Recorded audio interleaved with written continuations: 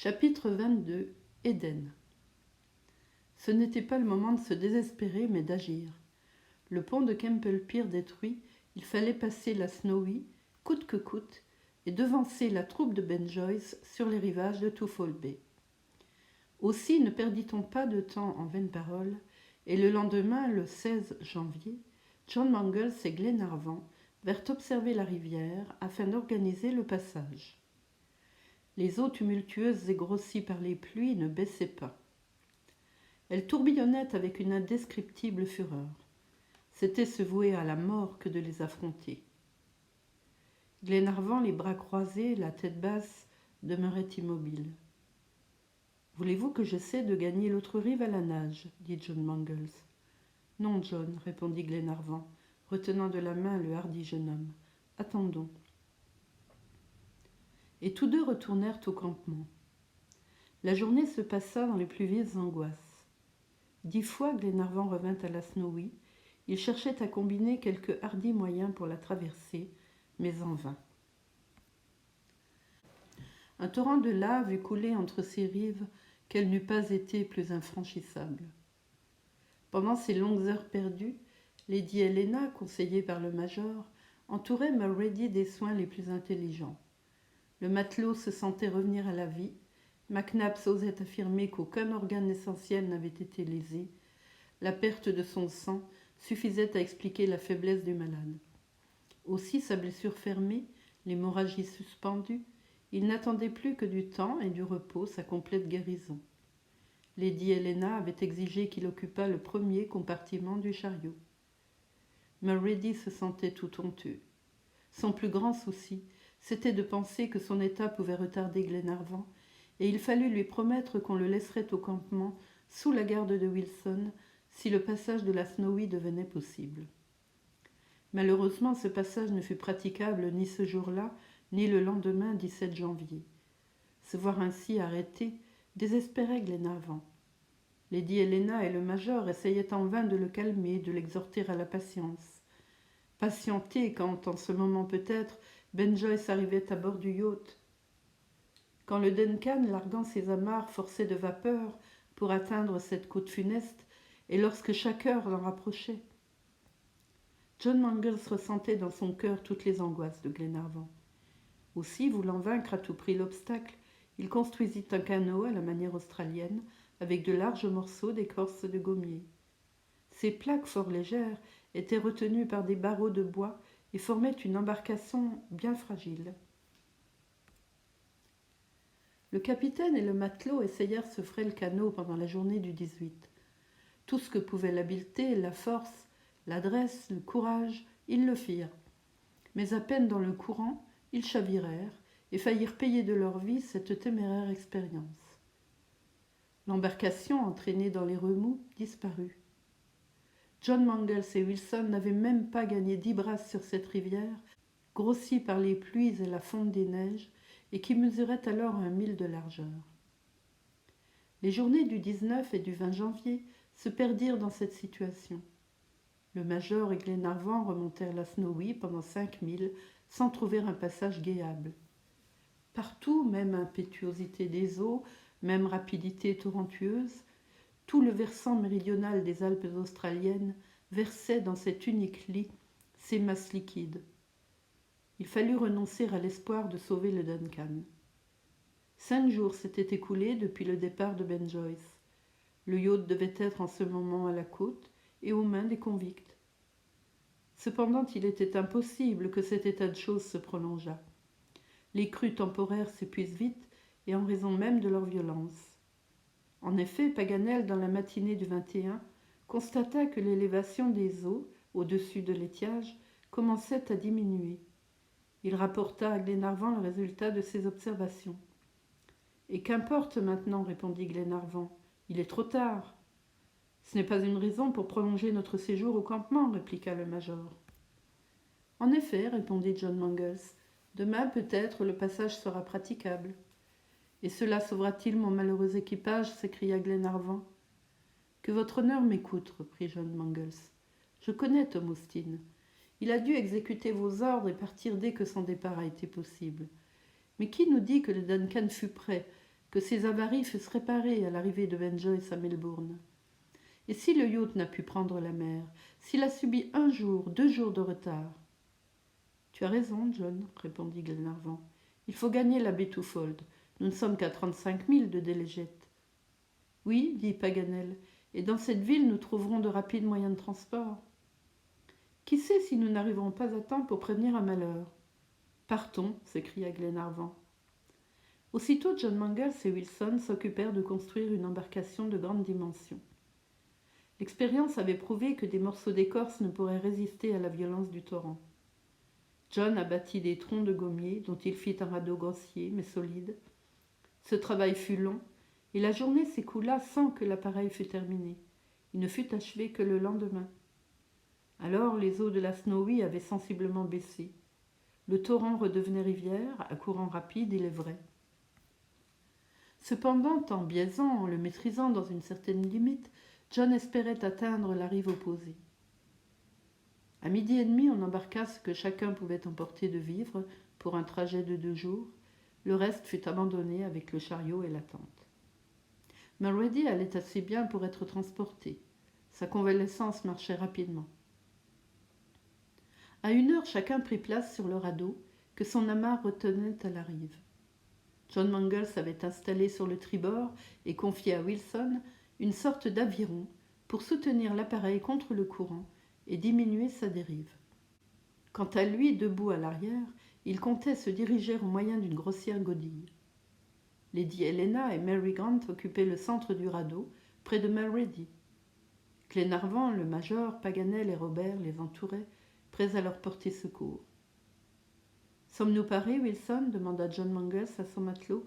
« Oui, capitaine, » répondit Wilson, en saisissant son aviron d'une main robuste. « Attention, et soutiens-nous contre le courant. » John Mangles démarra le radeau, et d'une poussée, il le lança à travers les eaux de la Snowy. Tout alla bien pendant une quinzaine de toises. Wilson résistait à la dérive. Mais bientôt l'appareil fut pris dans des remous et tourna sur lui-même sans que l'aviron ni la godille ne pussent le maintenir en droite ligne. Malgré leurs efforts, Wilson et John Mangles se trouvèrent bientôt placés dans une position inverse qui rendit impossible l'action des rames. Il fallut se résigner. Aucun moyen n'existait d'enrayer ce mouvement giratoire du radeau. Il tournait avec une vertigineuse rapidité et il dérivait. John Mangles, debout, la figure pâle, les dents serrées, regardait l'eau qui tourbillonnait. Cependant, le radeau s'engagea au milieu de la Snowy. Il se trouvait alors à 1/2 mille en aval de son point de départ. Là, le courant avait une force extrême, et comme il rompait les remous, il rendit à l'appareil un peu de stabilité. John et Wilson reprirent leurs avirons et parvinrent à se pousser dans une direction oblique. Leur manœuvre eut pour résultat de les rapprocher de la rive gauche. Il n'en était plus qu'à 50 toises quand l'aviron de Wilson cassa net. Le radeau, non soutenu, fut entraîné. John voulut résister au risque de rompre sa godille. Wilson, les mains ensanglantées, joignit ses efforts aux siens. Enfin, ils réussirent, et le radeau, après une traversée qui dura plus d'une demi-heure, vint heurter le talus à pic de la rive.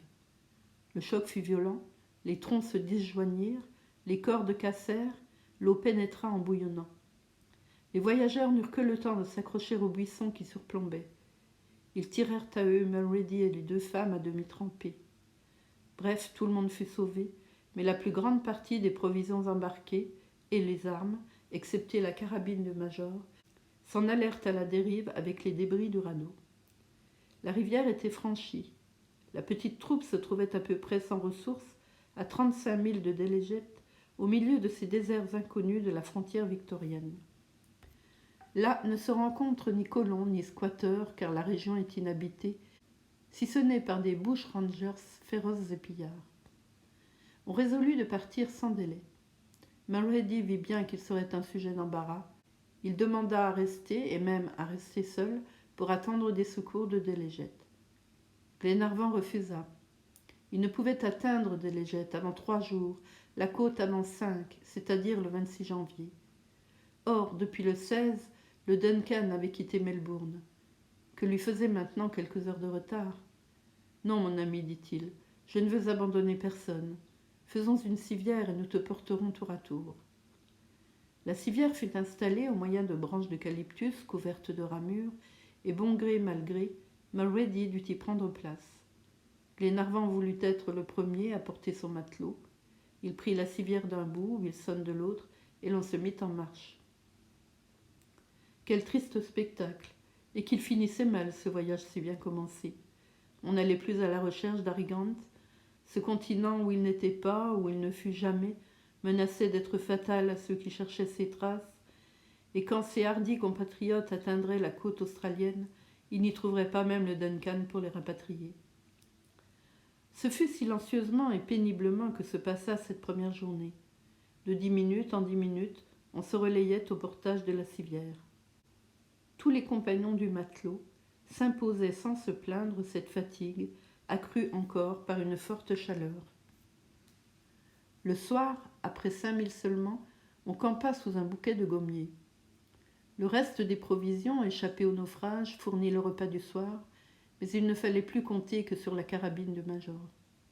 La nuit fut mauvaise, la pluie s'en mêla, le jour sembla long à reparaître, on se remit en marche. Le major ne trouva pas l'occasion de tirer un seul coup de fusil. Cette funeste région, c'était plus que le désert, puisque les animaux même ne la fréquentaient pas. Heureusement, Robert découvrit un nid d'outarde, et dans ce nid, une douzaine de gros œufs qu'Olbinett fit cuire sous la cendre chaude. Cela fit, avec quelques plants de pourpier qui croissaient au fond d'un ravin, tout le déjeuner du 23. La route devint alors extrêmement difficile. Les plaines sablonneuses étaient hérissées de spinifex, une herbe épineuse qui porte à Melbourne le nom de porc-épic.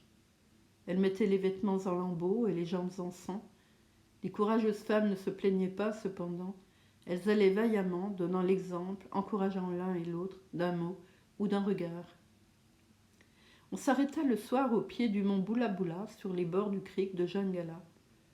Le souper eût été maigre si McNabbs n'eût enfin tué un gros rat, le Moose Conditor, qui jouit d'une excellente réputation au point de vue alimentaire. Olbinett le fit rôtir, et il eût paru au-dessus de sa renommée si sa taille avait égalé celle d'un mouton. Il fallut s'en contenter, cependant. On le rongea jusqu'aux os. Le 23, les voyageurs fatigués, mais toujours énergiques, se remirent en route. Après avoir contourné la base de la montagne, ils traversèrent de longues prairies dont l'herbe semblait faite de fanons de baleines. C'était un enchevêtrement de dards, un fouillis de baïonnettes aiguës, où le chemin dut être frayé tantôt par la hache, tantôt par le feu.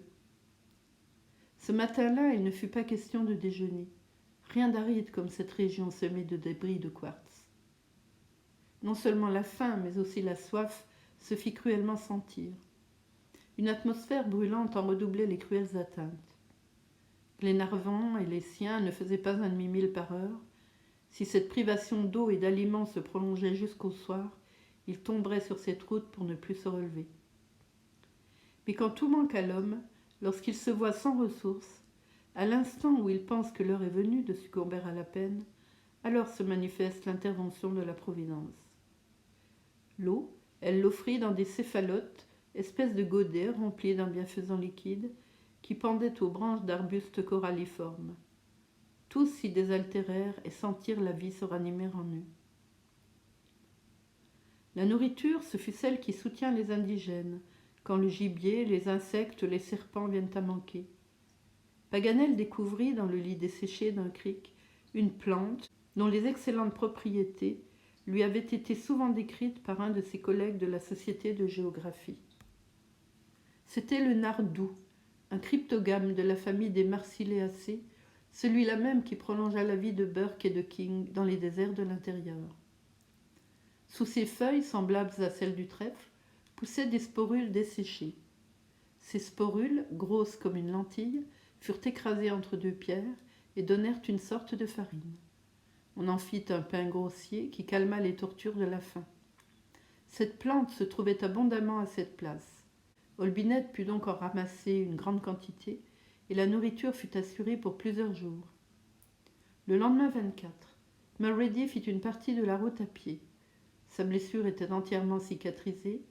La ville de Delegete n'était plus qu'à 10 000, et le soir, on campa par 149 degrés de longitude sur la frontière même de la Nouvelle-Galles du Sud.